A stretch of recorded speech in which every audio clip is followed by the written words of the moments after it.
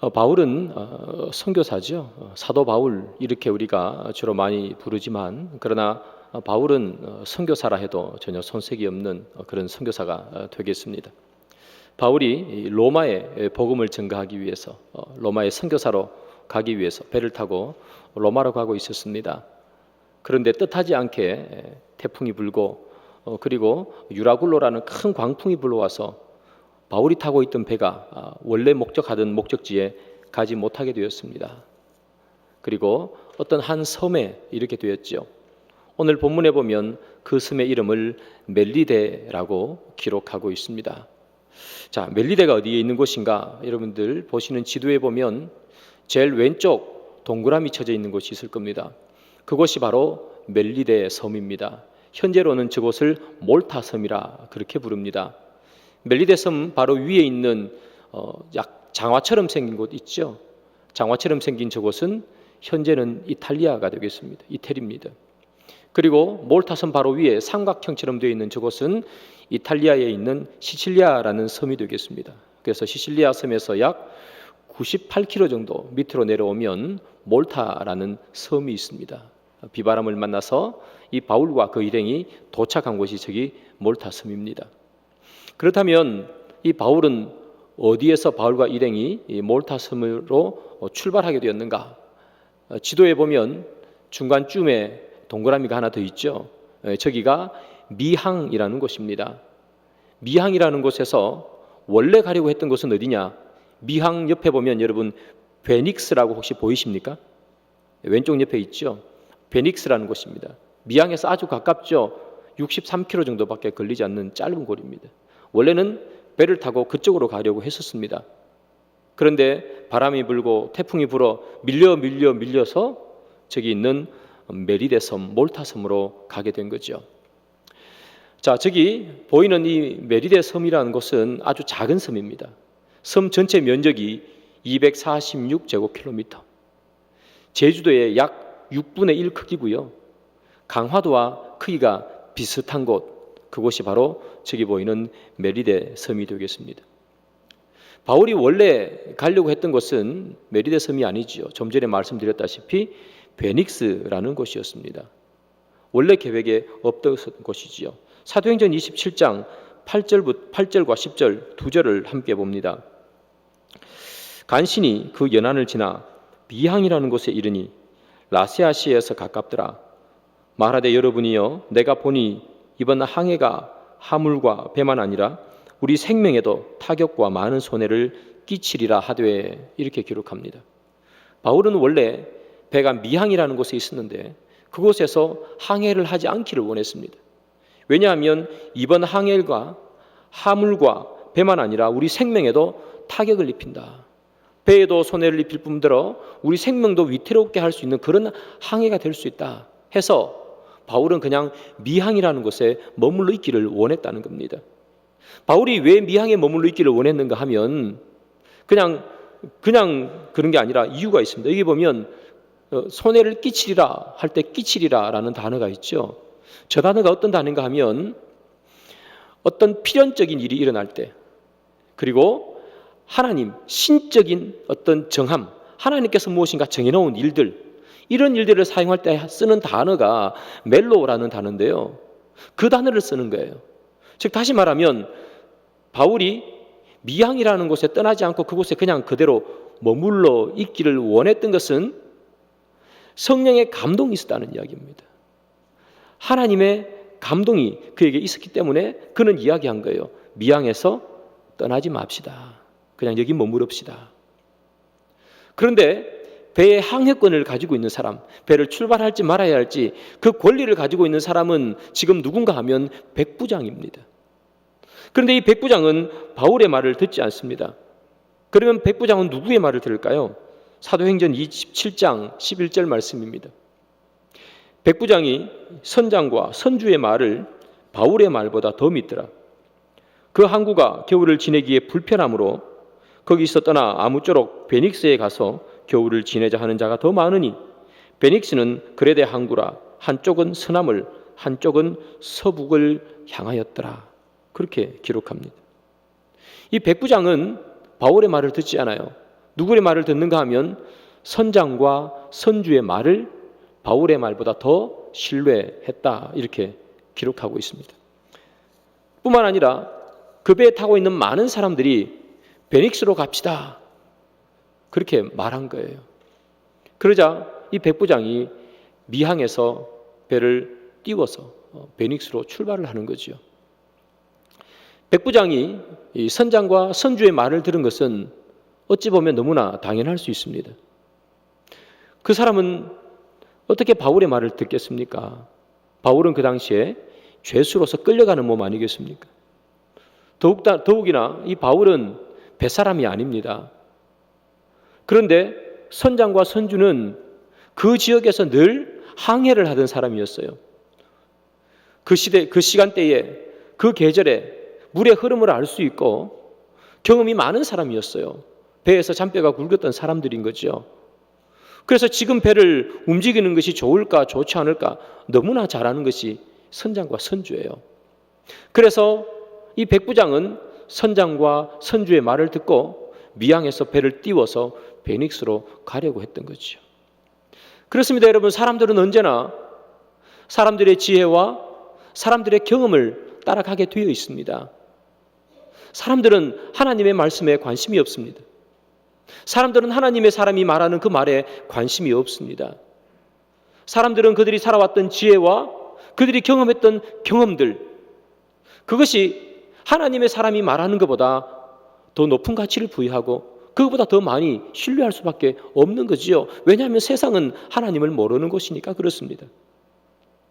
그래서 이 백부장은 선장과 선주의 말을 듣는 것 아니겠습니까? 그러나 우리가 들어야 하는 이야기는 세상의 경험과 지혜를 넘어선 하나님의 음성을 우리는 듣고 살아가야 하는 거지요. 그래서 우리가 무엇을 듣는지가 우리의 정체성을 결정합니다. 여러분들이 무슨 소리를 듣고 있는지, 어떤 소리에 귀를 기울이는지가 우리의 정체성을 결정하는 거예요. 하나님의 말씀을 듣고 이 노아는 마른 하늘에 비 하나 내리지 않는 그곳에서 높은 산꼭대기에서 노아의 방주를 짓고 있지 않습니까? 그런데 노아 시대에 살던 많은 사람들은 하나님의 음성을 듣지 않습니다. 그들은 노아를 비웃고 노아를 바라보면서 이렇게 미련한 사람이 어디 있을까? 아마 그런 생각을 했을 겁니다. 그런데 그 결과가 어떻게 됩니까? 하나님의 음성을 들었던 노아는 홍수 가운데서 살게 되고 하나님의 음성을 무시했던 많은 사람들은 홍수에 빠져 죽게 되는 것 아니겠습니까? 어떤 말씀을 듣느냐가 죽고 살고를 결정하는 겁니다. 여러분들이 살아가면서 듣는 말, 그 말, 나는 어떤 말을 듣는가? 여러분들이 관심 가지고 관심을 기울이고 듣고 있는 그 말이 여러분들을 살리기도 하고 여러분들을 죽이기도 한다는 그 말입니다. 노아 시대 때 이 사람들은 왜 하나님의 음성을 무시했을까요? 누가복음을 보면 그 사람들은 먹고 마시고 시집가고 장가가는 일을 했다고 그렇게 얘기합니다. 하나님의 음성을 듣고 노아는 배를 만들고 있습니다. 그런데 그 사람은 하나님의 음성을 무시하고 먹고 마시고 시집가고 장가가는 일을 합니다. 어떻게 하면 더 많이 마실까? 어떻게 하면 더 좋은 것을 먹을 수 있을까? 어떻게 하면 장가를 더 잘 가고 어떻게 하면 시집을 더 잘 갈 수 있을까? 거기에 온통 그들의 관심이 기울어져 있고 그들이 듣는 그 귀는 그곳에만 열려 있는 겁니다. 어떻게 하면 더 잘 먹을까? 어떻게 하면 더 시집 장가를 잘 갈까? 사랑하는 여러분, 우리가 매일 음담 패스를 듣기를 좋아한다면 우리는 그냥 그런 사람이 되는 겁니다. 우리는 듣는 대로 살아가는 사람입니다. 우리가 매일 돈 얘기만 하고 그 얘기만 듣기를 원한다면 우리는 이곳에 와 앉아 있음에도 불구하고 돈 쫓아가는 사람밖에 되지 않는 겁니다. 여러분들이 지금 어떤 소리에 가장 관심이 있는지, 나는 지금 어떤 소리에 내 귀를 기울이고 있는지를 여러분 생각해 보시기 바랍니다. 그것이 지금 여러분들의 영적 상태인 겁니다. 여러분들이 하나님의 음성에 귀를 기울이고 어떻게 해서든 하나님의 음성을 듣기를 소망하며 여러분의 인생 살아가는 동안에 하나님의 소리를 듣기 위해서 귀를 기울이고 있는 지금이라면 여러분의 영적 상태는 그런 상태인 거죠.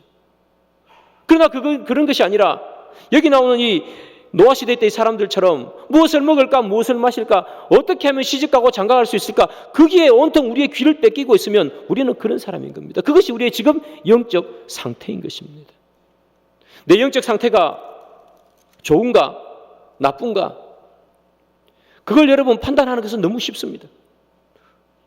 내 귀가 지금 무엇을 듣고 있는가, 내 온통 관심, 내 관심사가 어디에 귀를 기울이고 있는가, 그것이 여러분들의 영적 상태인 거지요. 우리는 여기 나온 이 백부장처럼 세상의 경험과 세상의 지혜, 노아 시대에 때 있는 많은 사람들처럼 무엇을 먹을까 마실까, 그것에 우리의 귀를 기울이는 것이 아니라 하나님의 음성에 귀를 기울이는 귀한 분들이 되기를 소망합니다. 여러분, 그래서요, 이 모세가 이스라엘 백성들을 모아놓고 한 얘기가 있어요. 이스라엘 백성들이 광야에 40년을 뺑글뺑글 돌다가 이제 가나안 땅에 들어가기 직전에 이 모세가 이스라엘 백성들을 다 모아놓고 그들에게 부르짖는 첫 번째 음성, 일성이 뭔지 아세요? 들으라 이스라엘아. 들으라는 겁니다. 들어야 살기 때문에 그렇습니다. 무엇을 듣는지, 그것이 삶과 죽음을 결정하는 거예요. 이스라엘 백성들이 곧 가나안 땅에 들어갑니다. 가나안 땅에 들어가면 그 땅에 비어있는 땅이 아니지 않습니까? 가나안 족속이 살고 있잖아요.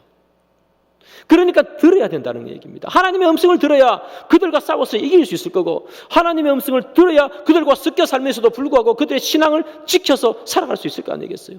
듣지 않으니 그들과 섞여 살면서 온통 우상숭배해버리는 것 아니겠습니까? 듣는 것은 너무나 중요합니다. 사랑하는 여러분, 이 세상의 소리에 여러분 귀를 기울이지 마시고 주의 음성에 귀를 기울이시기를 소망하고요. 들어라 이스라엘아, 이 모세가 외쳤던 이 말들이 여러분들의 귀에 늘 가득하기를 원합니다. 이 백부장은요, 사람들의 말을 듣고요, 미항에서 배를 출발을 시켰습니다. 베닉스까지, 여러분 보신 것처럼 바로 옆에 있잖아요. 63km, 마라톤이 42km잖아요. 마라톤 뛰면 2시간 만에 선수들은 가는 곳이에요. 63km 배 타고 가면 하루 이틀만 하면 충분히 도착하는 그 거리겠지요. 금방 도착할 줄 알고 배를 띄웠습니다. 그런데 아니나 다를까, 인생은 계획한 대로 되는 게 하나도 없어요. 바람이 불고 태풍이 불고 이쪽으로 가면 되는데 계속해서 밀려서 왼쪽으로 온 거예요. 그리고 어디까지 도착했습니까? 멜리데라는 섬까지 도착한 거예요. 배에 타고 있었던 사람들 중에 그 누구 한 명이라도 멜리데라는 곳으로 가지라고 예측한 사람이 있겠습니까? 바울도 계획하지 못했던 것입니다. 전혀 계획하지 않고 전혀 생각하지 않았던 곳에 도착하게 되는 것이지요. 그렇습니다, 여러분. 사람의 삶은 다 내 계획대로 안 됩니다. 우리의 인생이 계획대로 된 것 여러분 보셨습니까? 내가 계획하고 잘 준비해도 다 어그러져요. 중간에 암초를 만나기도 하고 중간에 어떤 사람을 만나서 모든 것이 다 뒤집어지기도 합니다. 계획한 대로, 내가 준비한 대로 그런 인생을 다 살아가는 사람이 어디 있겠습니까? 여러분들이 어릴 때에 이 도남동에서 결혼해서 이 성북에 살 줄 누가 알았겠습니까, 여러분? 다 계획대로 안 됩니다. 애들 다 크면 뭐라고 얘기합니까? 나는 대통령이 될래요? 과학자가 될래요? 계획대로 되겠습니까, 그게? 여러분, 성경을 한번 보겠습니다. 28장 1절입니다. 우리가 구조된 후에 안즉 그 섬은 멜리데라 하더라. 구조되고 난 후에 알았어요, 이 섬이 멜리데라는 걸. 정신 차리고 나니까 이 섬이 멜리데구나 하는 겁니다, 여러분. 계획한 것이 아니에요. 물에 빠져 죽을 위기를 넘기고 겨우겨우 도착해 보니, 정신 차려 보니 멜리데더라는 거예요. 정신 차려 보니까 우리가 지금 이렇게 살고 있는 것 아니겠어요, 여러분? 여러분들의 인생이 얼마나 빨리 지나갔습니까? 저도 지금 생각하면 초등학교 들어갈 때 생각이 납니다. 여기 수건 하나 들고 코 이렇게 마시면서.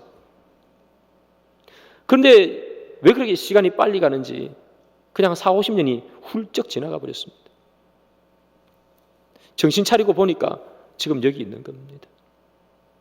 바울 마찬가지겠죠. 어떻게 하다고 정신 차리고 보니까 멜리데 섬이었습니다. 그가 계획한 것이 아니었고 그가 가고 싶었던 것도 아니었습니다, 여러분. 그런데 이 바울이 그곳에 도착해서 좌절을 합니까? 낙심을 합니까? 아니면 백부장 목 잡고 항의를 합니까?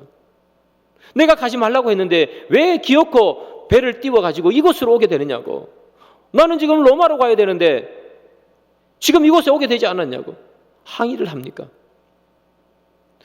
바울은 그가 원한 것도 아니고 가고 싶은 것도 아니었지만 좌절하거나 절망하거나 그는 항의하지 않습니다.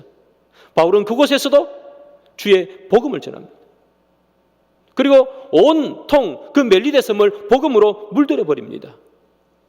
사랑하는 여러분, 내가 계획한 곳이 아니면 어떻고 계획한 곳이면 또 어떻습니까?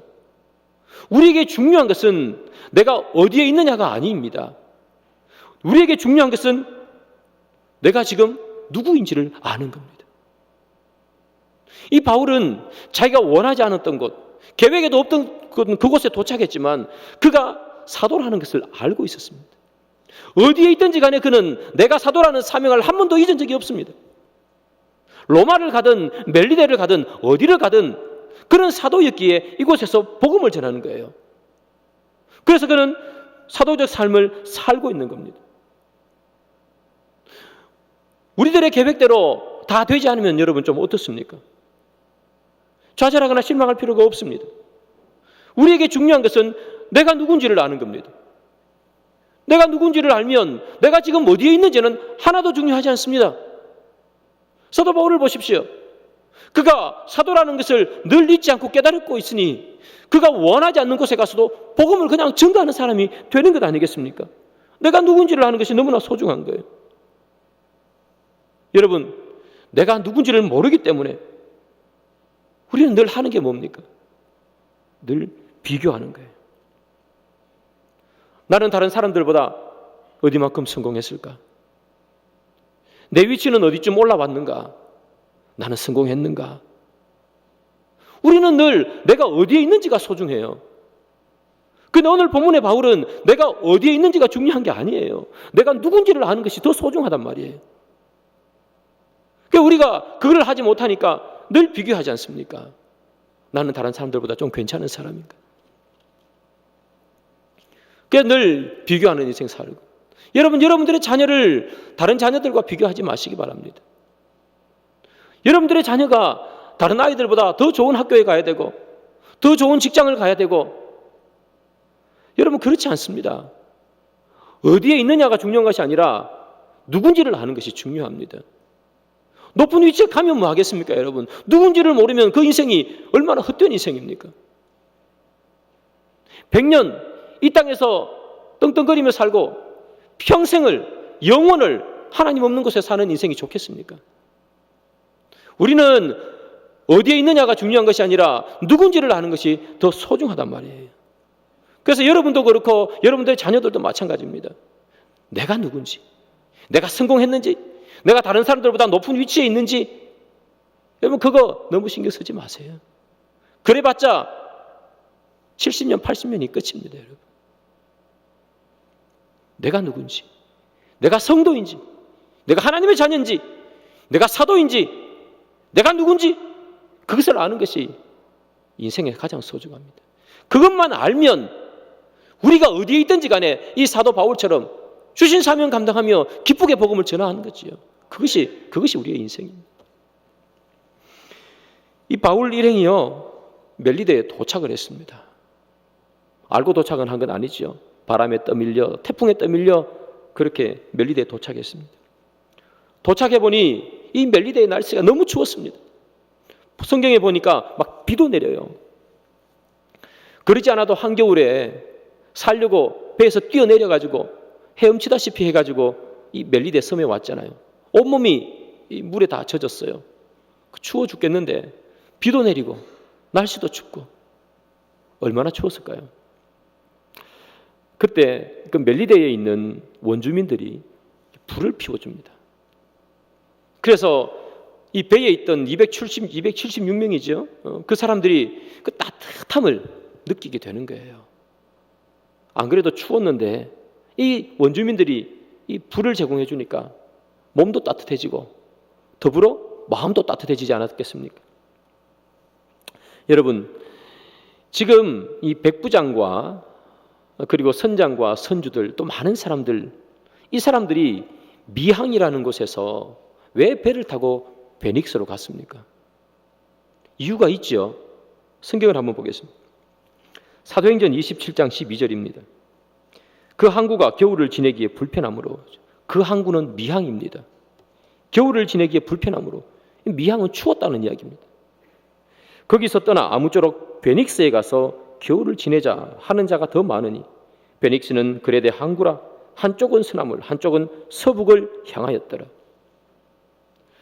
선장과 선주와 백부장이 미항에서 배를 띄워서 베닉스로 가려고 했던 이유는 다른 게 아닙니다. 거기가 조금 더 따뜻하기 때문입니다. 미항보다 베닉스가 조금 더 따뜻해요. 조금 더 따뜻하려고 배를 띄웠다는 이야기입니다. 그런데 그들에게 따뜻함을 선사해 줄 그 베닉스는 가보지도 못한 채 태풍에 떠밀려 바다 한가운데서, 여러분, 겨울 바다 한가운데 빠져서 죽을 뻔하지 않습니까? 그리고 어디까지 옵니까? 전혀 예상하지 않았던 곳 멜리데 섬에 도착합니다. 그렇다면 더 추워야 되고 더 위험해야 되는데 멜리데 섬에 도착해 보니까 그들을 기다리고 있던 것은 뭡니까? 불이 기다리고 있습니다. 불. 그 멜리데 섬의 원주민들이 따뜻한 불을 피워놓은 것이죠. 모닥불을 피웠는지 숯불을 피웠는지 잘 모르겠습니다. 불을 쫙 피워놓은 거예요. 그러니까 이 사람들은 따뜻한 곳을 찾아가려고 베닉스로 배를 띄웠는데 오히려 멜리데라는 곳에서 따뜻함을 느끼는 것 아니겠습니까? 10절을 보면 이 멜리데 사람들이 그들을 후하게 대접했다, 그렇게 말하고 있습니다. 그들을 따뜻하게 해주리라고 기대했던 베닉스는 가보지도 못하고 엉뚱한 곳인 이 멜리데에 와서 그들은 오히려 따뜻해지는 거죠. 사랑하는 여러분, 우리의 인생이 걸어가는 길이 그렇지 않습니까? 어떻게 하면 내 인생이 조금 더 따뜻한 인생이 될까? 내 인생 추운 인생 아니기를 원한다. 내 인생 따뜻해지기를 원한다. 우리 다 그것을 목표로 해서 살고 있지 않습니까? 그래서 조금 더 내 인생 따뜻해질 수 있다면 직장도 바꿀 수 있는 거죠. 조금 더 내 인생을 따뜻하게 해주기 위해서 더 좋은 학교, 더 좋은 직장을 우리는 늘 가려고 노력합니다. 그곳에 가면 내 인생 따뜻해지고 내 인생 포근해지는 것 같지 않습니까? 근데 여러분, 그곳에 가면 내 인생이 따뜻해지고 내 인생이 포근해집니까? 좋은 직장에 들어가면 내 인생이 따뜻해집니까? 늘 경쟁에 내몰리지 않습니까? 아침 일찍 일어나 직장에 출근하고 저녁 늦게까지 일을 해야 되지 않습니까? 때로는 내 적성에 안 맞아서 그만두고 싶은데 여러분, 그만둘 수가 있습니까? 가정이 있는데 그만둘 수도 없는 거예요. 내가 하고 싶은 일이라면 하면 되는데 내 하고 싶은 일 하면서 살아가는 사람이 몇이나 됩니까? 가정이 있으니까, 자녀들이 있으니까 억지로 하는 것 아니겠어요? 가슴에 그래서 늘 사직서를 품고 다닌다 그러잖아요. 따뜻하게 해줄 것 같은 직장에 들어갔는데 하나도 안 따뜻합니다, 여러분. 세상은 우리에게 따뜻함을 제공해 주지 않습니다. 2019년도 잡코리아라는 곳에서 발표한 통계가 있습니다. 우리나라 대기업을 다니는 사람들의 평균 근무 연수는 몇 년인가? 그 기록에 따르면 평균 근무 연수는 11.3년입니다. 초등학교에서부터 시작해서 대학교까지 16년을 학교를 다닙니다. 어떤 사람은 대학원까지 나옵니다. 그 20년을 학교를 다닙니다. 그리고 11.3년 근무하고 회사를 그만둡니다. 세상은 여러분 우리에게 따뜻함을 절대로 전해주지 않습니다. 그러면 어디가 따뜻합니까? 우리가 계획한 것이 우리를 따뜻하게 해주는 것이 아니라 하나님이 인도하신 것이 우리에게 따뜻함을 주는 거예요. 사람들이 다 베니스 가면 따뜻할 줄 알았지요. 그런데 진짜 불이 있었던 곳은 어디입니까? 멜리데예요, 멜리데. 하나님께서 그곳으로 인도하시고 하나님께서 인도하신 곳이 따뜻한 곳인 거예요. 오늘 선교 헌금 작정주일이잖아요. 선교사님들이 여러분 그들의 삶을 한번 보시기 바랍니다. 그들은 왜 그 멀고 험한 곳에 가서 사역을 하십니까? 모국에, 우리 조국에 있으면 얼마나 안전하고 얼마나 따뜻합니까? 그런데 왜 그렇게 험한 곳에 가야 합니까? 힘들고 어려운 곳에 갑니까? 그곳에서 고생합니까? 말이 통합니까? 말도 배워야 합니다. 문화가 통합니까? 문화도 배워야 합니다. 음식이 입에 맞지 않을 수도 있습니다. 왜 그곳에 가서 고생하느냐 말이지요. 하나님께서 보내신 곳이기 때문에 그렇습니다. 내가 계획한 곳이 아니라 하나님이 보내신 곳이기에 우리가 볼 때는 힘들고 어려워도 그분들은 그곳에서 주의 손길을 느끼고 주의 온기를 느끼고 주의 다스리심을 느끼는 거예요. 그래서 그곳에서 사명을 감당하는 것 아니겠습니까? 여러분, 우리가 진짜 인생의 따뜻함을 느끼고 주의 손길, 주의 온기를 느끼는 것은 여러분들이 계획한 대기업에 들어가는 것 그렇지 않습니다.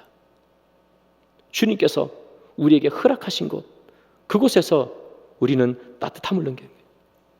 여러분들이 지금 처해 있는, 여러분들이 살고 있는 그 환경, 그게 여러분 하나님께서 여러분들에게 주신 환경이라는 것을 여러분 기억하십시오.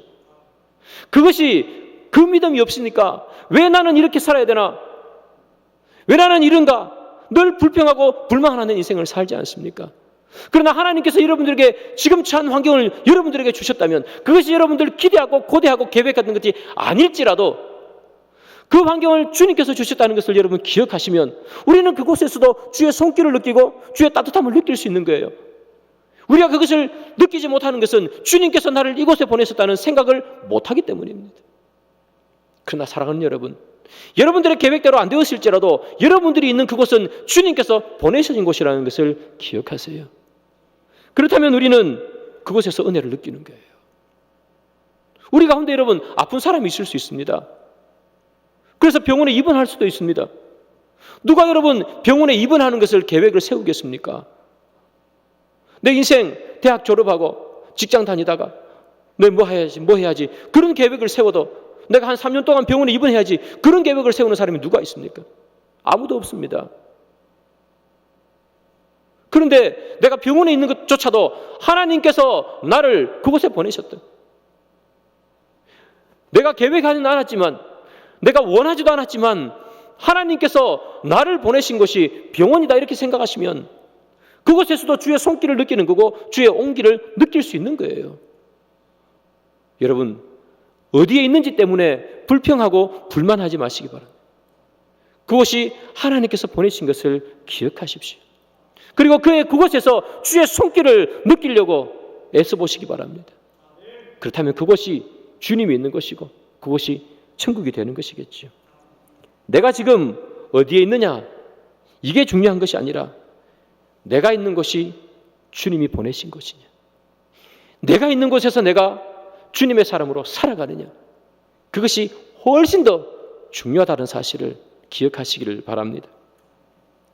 바울과 그 일행은요, 이 멜리데 섬에서 도착해서 이 원주민들이 피워놓은 그 불을 쬐고 있죠. 따뜻함을 느끼는 거죠.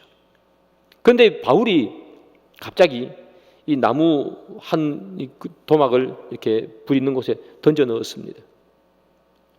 그러자 어디에서 나타났는지 알 수 없게 독사 한 마리가 나타나서 바울의 손을 꽉 물어버렸습니다. 그 광경을 본 그 원주민들은 아는 거죠.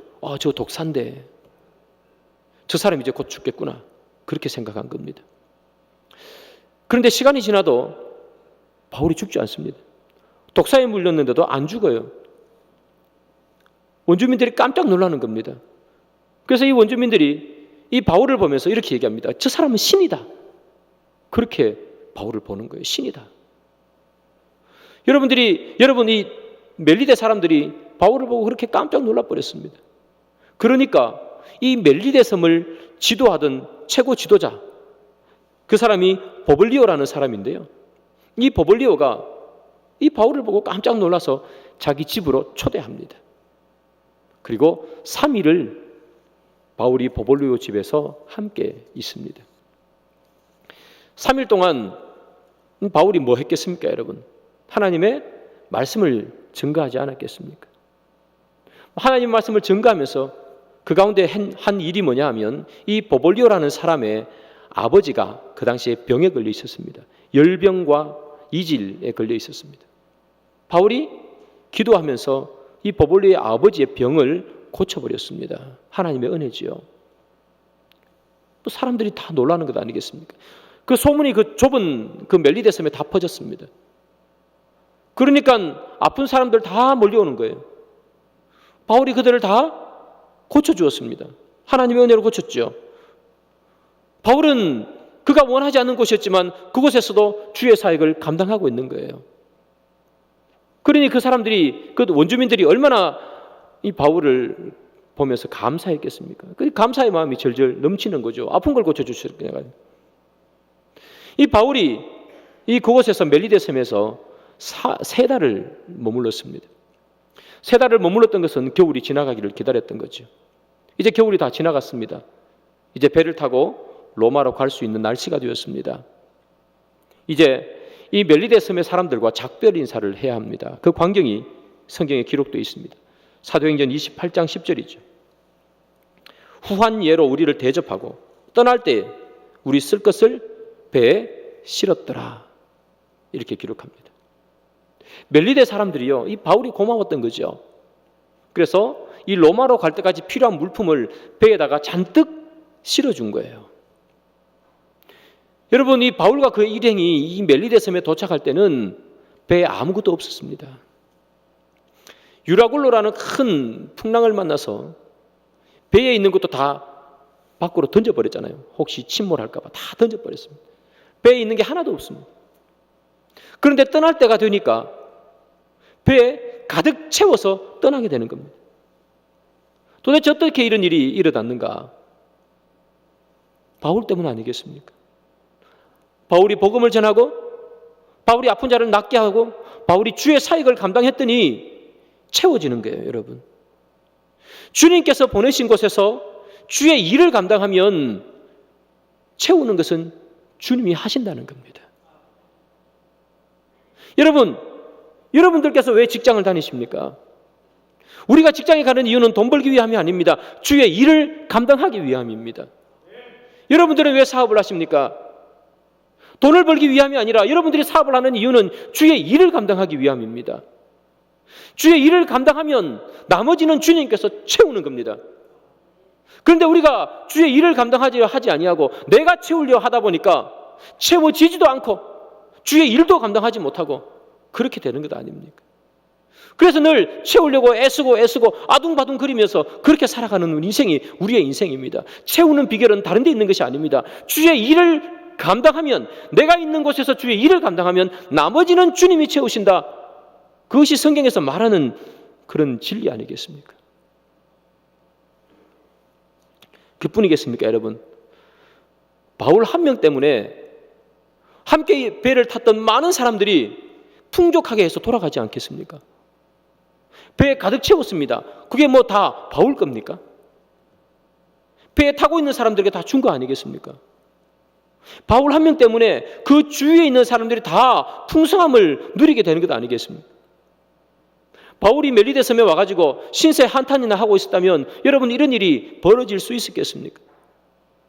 내 인생 왜 하는 일마다 이렇게 꼬이는지 모르겠다. 내가 원래 가려고 했던 곳이 아닌데 왜 이곳에 와가지고 내가 이렇게 사서 고생을 하나? 바울이 지금 배에서 내린 다른 사람들처럼 그렇게 신세 한탄하고 있었다면 이런 일들이 벌어지지 않는 거예요. 바울은 그 사람들과 섞여 있음에도 불구하고 신세 한탄이 아니라 주의 일을 감당하고 그에 맡겨진 사명을 감당하는 거예요. 어떤 환경에 처해 있든지 간에 주의 사명을 감당하니까 주위에 있는 사람들이 복을 받잖아요. 여러분들의 자녀가 복을 받기를 원하십니까? 여러분들의 가정이 복을 받기를 원하십니까? 그렇다면 여러분, 주의 사명을 감당하시면 되는 거예요. 그 복을 내가 억지로 따다 붙이려니까 얼마나 힘듭니까? 잘 되지도 않고. 주의 사명을 감당하면 주님이 채우시고 나만 채우는 것이 아니라 주의 많은 사람들이 풍족하게 채우시는 것이 주님의 역사입니다. 그것이 여러분 성도가 살아가는 방식입니다. 세상 사람들은 따뜻한 곳을 찾아갑니다. 그러나 우리는 주님이 보내신 곳으로 가는 겁니다. 그것이 우리가 사는 방식입니다. 주님이 보낸 곳에서 사명을 감당합니다. 그러면 주님이 채우시는 것을 경험합니다. 그것이 우리가 사는 방식입니다. 사랑하는 여러분, 오늘 본문은요, 선교사 바울에 관한 이야기 아니겠습니까? 바울이 가고 싶은 곳에 간 것도 아니고 거기서 무슨 일이 벌어질지 알고 있었던 사람도 아닙니다. 선교사님이라는 분들이 다 그렇지 않습니까? 내가 가고 싶어서 가는 곳입니까? 어떤 분은 태국으로, 어떤 분은 필리핀으로, 어떤 분은 베트남으로, 중국으로, 일본으로. 내가 가고 싶어서 갑니까? 주님이 보내서 가는 것 아니겠습니까? 가면 내가 계획한 대로 다 일이 진행됩니까? 내가 계획한 대로 일 진행되는 게 선교지에서는 일어나지 않습니다. 늘 변수가 있습니다. 코로나19 누가 일어날 줄 알았겠습니까? 그러나 내가 원했던, 내가 계획했던 것도 아니고 그곳에서 무슨 일이 일어날지도 모르지만 그러나 주님께서 보내시기에 간 것 아니겠어요? 그곳에서 주의 복음을 증거하는 분들, 그분들이 선교사님들이잖아요. 그곳에서 주의 사명을 감당하는 거예요. 여러분, 우리가 어떻게 예수를 믿게 되었습니까? 그런 선교사님들 우리나라 와서 대동강변에서 목숨을 잃고 우리나라 방방곡곡에 흩어져서 위험하고 어려운 일을 다 당하고 그 일을 겪고 나서 그런 선교사님들의 고통과 아픔과 헌신이 있어서 우리가 예수 믿은 것 아니겠습니까? 멜리데 사람들이 어떻게 예수를 믿었습니까? 바울의 헌신, 그것 때문에 예수를 믿은 것 아니겠습니까? 그러면 멜리데 사람들이 뭘 합니까, 여러분? 바울이 로마로 갈 때 그들의 쓸 것을 가득 채워주지 않습니까? 사명 감당하라고. 선교사님 통해서 우리가 복음을 받았습니다. 하나님의 자녀가 되었습니다. 그러면 어떻게 하면 우리가 그 빚을 갚을 수 있겠습니까? 멜리데 사람들처럼 우리도 하는 거지요. 우리가 가지 못하니까 우리가 또한 가 있는 분들을 위해서 보내는 선교사로 그분들을 위해서 기도하고 그분들을 위해서 물질로 헌신하는 것. 멜리데 거기서 떠나는 배에다가 채워주는 것처럼 우리도 우리의 기도와 우리의 물질로 채워서 보내는 것 아니겠습니까? 그것이 우리가 해야 하는 사명입니다. 오늘 멜리데 사람들, 그들이 받은 은혜를 고스란히 갚아주지 않습니까?